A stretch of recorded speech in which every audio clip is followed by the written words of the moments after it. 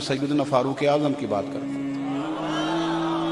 ایسا نہیں کہ بندہ کچا ہے، نہ حضور نے فرمایا عمر کی زبان پر تو رب نے حق جاری فرما دیا ہے، فاروق جو کہہ دیں اللہ اس کے مطابق قرآن نازل کر دیتا ہے۔ امام سیوطی نے ان آیات کی تفصیل لکھی ہے جو حضرت عمر کی رضا کے مطابق نازل ہو گئی، لیکن حضرت عمر کے سامنے ایک بی بی لائی گئی، اس نے زنا کیا، سیاستہ میں روایت، حضرت فاروق اعظم نے حد جاری کر دی، فرمایا لے جاؤ اسے سنسار کرو یا کوڑے مارو۔ صحابہ لے کے جا رہے ہیں، مولا علی شیر خدا آ گئے، کہاں لے کے جا رہے ہو؟ حضور اس پر حضرت عمر نے حد لگائی ہے، فرمایا عمر کو تم نے بتایا تھا کہ یہ تو بیچاری دیوانی ہے، یہ تو ذہنی طور پر کمزور ہے، یہ تو مجذوب ہے، اسے تو پتہ ہی کو نہیں، یہ بتایا تھا؟ حضور نہیں، فرمایا عمر نے پوچھا تھا؟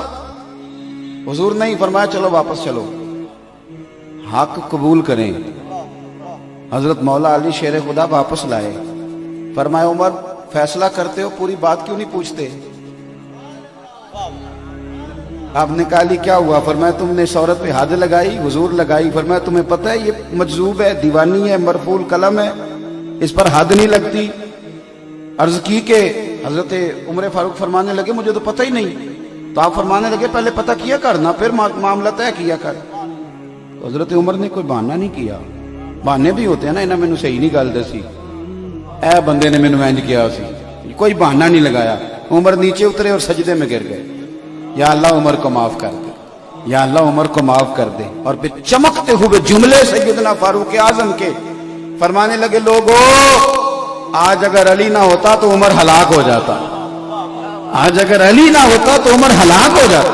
بات کو سمجھیں، آپ قبول کریں اگر آپ تک، شکر کریں حق اگر کسی تک آ گیا، حق کو مانیں اور ڈٹنا سیکھیں اور حق بات کہنا سیکھیں اور کہیں آپ حق بات۔ یزید وہ والا نظام لے کے آ رہا تھا جو دبئی میں ہے، شارجہ اور مسقط میں ہے، مسجد بھی بڑی، شراب خانہ بھی بڑا، وہ والا نظام چاہتا تھا۔ ہمارے حکمران کہتے ہیں نا جی مسجد کھلی ہوئی ہے، مولوی ادھر چلے جائیں پر ادھر جانے سے بھی لوگوں کو نہ روکیں، یہ والا ماحول یزید چاہتا تھا۔ وہ کہتا تھا کہ میں کسی کو اس نے مسجد نبی میں نماز تو ایک دن بھی بند نہیں کرائی، وہ تو امام حسین کے بعد جب اس نے حملہ کیا تو معاملات الگ ہیں، کسی مسجد میں نماز نہیں روکی۔ وہ تو یہ چاہتا تھا کہ تھوڑی مرضی بھی کرنے دو، تو امام علی مقام نے فرمایا یہ نظام مصطفیٰ ہے، اس نظام میں مرضی مصطفیٰ کریم کی چلے گی، تیری نہیں چلے گی۔ لوگ کہتے ہیں کہ یزید نے فلانی شے کا حکم نہیں دیا، تو میں نے کہا چلو اتنا ہی مان لو کہ یزید نے عبید اللہ ابن زیاد کو گورنر تو بنایا تھا کہ نہیں؟ یہ تو کہا تھا کہ نہیں کہ حسین کو کوفے میں داخل نہ ہونے دینا، یہ تو کہا تھا نا میری بیعت لینا۔ تو آپ کس طرح اسے اس کی صفائی پیش کرتے ہیں؟ اس بدبخت نے تو یہ سارے کارنامے کیے۔ اور پھر امام علی مقام رضی اللہ تعالیٰ عنہ اگر اس مقام پر تھوڑی دیر کے لیے بھی اس ظالم کی، فاسق اور فاجر کی بیعت کر لیتے، اچھی طرح میری بات سمجھ لینا، تو آج سارے حکمرانوں کے لیے دروازہ کھل جاتا، سب کے لیے کھل جاتا دروازہ۔ لوگ کہتے ہیں کہ جناب ہم نہیں مسلمان، مولوی صاحب آپ زیادہ عاشق رسول ہیں۔ میں نے کہا تو نرا مسلمان ہے، تو یزید تو جامع مسجد دمشق کا خطیب تھا، وہ تو جمعے پڑھاتا تھا، وہ تو پگڑی داڑھی والا تھا، وہ تو بڑے بڑے خطبے دیتا تھا، لیکن امام حسین نے فرمایا نری تیری اچھی اچھی باتوں سے بات نہیں بنے گی، نظام مصطفیٰ پہ پورا چلنا پڑے گا، تجھے وہ کردار بھی دکھانا پڑے گا جو اصل کام ہے۔ یہ چیزیں بلیک میل کرتی ہیں انسان کو، ہم انسان ہیں، کمزور پڑ جاتے ہیں۔ نبی پاک صلی اللہ علیہ وسلم نے فرمایا اولاد آدمی کو بزدل کر دیتی، بڑی جگہوں پہ انسان کمزور پڑتا ہے۔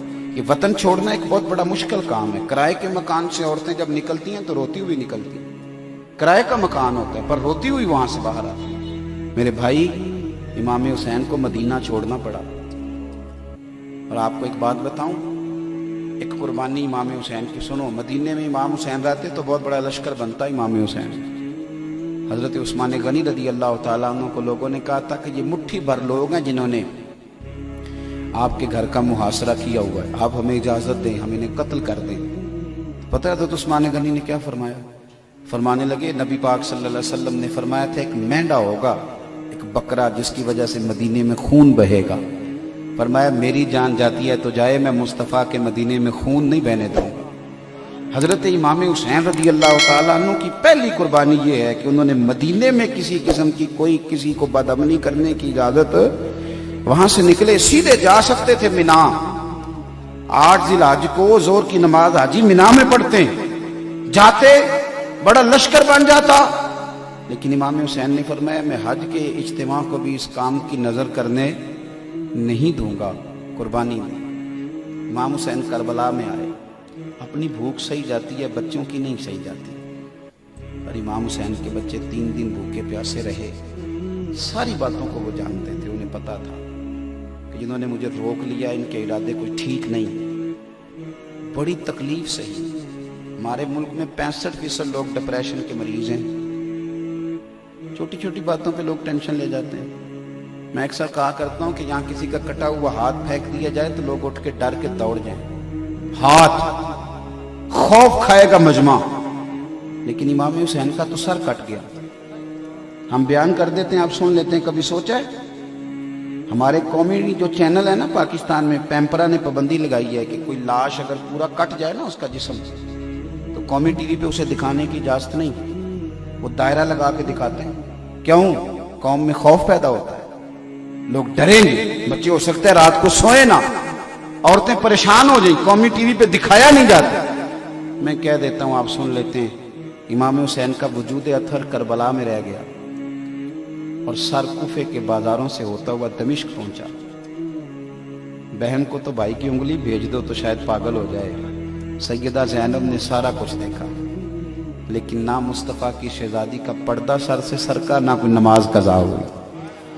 اور یزید کے دربار میں جب سیدہ زینب پہنچی تو یزید نے چھڑی لگائی نا امام حسین کے چہرے کو، تو پھر بھی بی بی نے ہائے وائے نہیں کی، تڑپی نہیں۔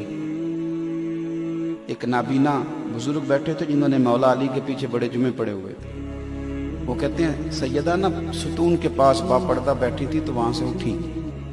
ہماری تو بیویاں بات شروع کرتی ہیں تو اتنا روتی ہیں کہ بات کی سمجھ نہیں آتی، پیچھے سے اٹھی، پہلے اللہ کی حمد کی، پھر نانا مصطفیٰ پہ درود پڑا، پھر کہا ان اللہ مع الصابرین، اور پھر فرمانے لگی تو کہہ رہا ہے کہ معاذ اللہ تو جیت گیا ہے اور حسین بظاہر ہار گئے۔ آپ فرمانے لگی یزید ذرا وقت بدلنے دے، ذرا حالات تبدیل ہونے دے، ذرا میرے حسین کی شہادت کی خبر عام ہونے دے، حکومت تیری ہے، نام تیرا ہے۔ اور سیدہ زینب جب تقریر کر رہی تھی نا، بات کر رہی تھی، تو وہ نابینا ساتھ والے آدمی کا گھٹنا ہلا کے کہنے لگے علی آ گئے دربار میں، یہ تو علی کی آواز، میں نے بڑے لہجے میں اثر گھول رہے ہوں جیسے، اور جبریل امی بول رہے ہوں جیسے، دربار دمشق میں سیدہ زینب کا خطاب منبر پہ علی بول رہے ہوں جیسے۔ میرے عزیز، حضرت سیدہ زینب فرمانے لگی حکومت بھی تیری ہے، اس وقت حالات بھی تیری طرف ہیں، لیکن ذرا وقت گزرنے دے، ٹائم تھوڑا بیت لینے دے، ذکر تیرا بھی ہوگا پر لوگ تجھے شر کی علامت کے طور پر جانیں گے، اور ذکر میرے حسین کا بھی ہوگا، اور خطیب خطبوں میں درود پڑھا کریں گے۔ اپنی زندگی میں صبر کا ماحول بنائیں، اپنے آپ کو صابر بنائیں، تھوڑا برداشت سیکھیں، تھوڑا حوصلہ کریں، تھوڑا ٹھہرنا سیکھیں۔ ہمارے گھروں میں کوئی لڑائی نہیں، صرف حوصلہ نہ ہونے کی جنگ ہے۔ کوئی شخص کسی کو برداشت کرنے کو تیار ہے۔ ابھی میں نے یہ تھوڑا سا سفر آپ کے اندر طے کیا ہے، یہ پنڈی کا، تھوڑا ادھر گیا ہوں پھر تھوڑا ادھر آیا ہوں۔ نہ موٹر سائیکل والے میں حوصلہ، نہ رکشے والے میں، نہ کار والے میں، کسی میں تھوڑا ٹھہریں، سب کو جانا ہے، اللہ موقع دے گا، حوصلہ پیدا کریں۔ پھر شروع سے اپنی بات کا خلاصہ عرض کرتا ہوں سمیٹنے سے پہلے۔ ایک تو نظریات پختہ رکھیں، کچے پکے نہ بنیں، سویرے کچھ شام کو کچھ۔ اگر آپ پکے ہیں تو بڑی بڑی آپ مہمات کو سر کر جائیں گے، کچے ہیں تو کچھ بھی نہیں آپ سے ہو سکے۔ اور دوسرا، زندگی عمل والی بنائیں، عمل والی۔ قرآن شریف پڑھا نہ جا سکے، جلدی ہو تو روزانہ زیارت ضرور کریں قرآن کا۔ اور وہ امتی بھی کیا امتی ہے جس نے سارا دن گزارا اور اپنے نبی پہ درود و سلام ہی نہیں پڑھا۔ اپنے آپ کو عمل والا بنائیں، اور آپ تھوڑا سا ویسے ہی کم بولنا شروع کریں نا تو انشاءاللہ بڑے جھوٹ ویسے ہی ختم ہو جائیں گے۔ اور تیسری گزارش یہ کی کہ حق کہیں بھی اور حق قبول بھی کریں. اچھا ایک بات اس میں اور کر دوں, ایک یہاں اشکال پیدا ہوتا ہے وہ دور کر دوں. طالب علم ہونا تو اشکال پیدا بھی ہم خود ہی کرتے ہیں, جواب بھی خود ہی دیتے ہیں. یہاں ایک اشکال بھی پیدا ہوتا ہے. ایک بندے کے نزدیک حق یہ ہے اور دوسرے کے نزدیک حق وہ ہے, تو اگر دوسرا اس کو حق جاننا ہے تو اس کو مجبور نہ کریں کہ وہ آپ کے پیچھے چلے. اگر وہ حق جانتا ہے, بندہ مخلص ہے. ایک بزرگ ہیں, ان کا خیال یہ ہے کہ تدریس ہونی چاہیے, واعظ و نصیحت ہونا چاہیے, اس طرح دین پھیلانا ہے تو ان کو پھیلانے دیں.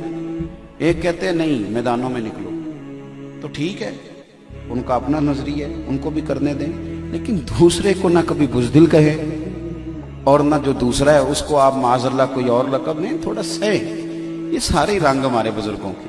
حضرت عمر جلالی تھے, عثمان غنی طبیعت کے بڑے نرم تھے, پر ہیں خلفائے راشدین.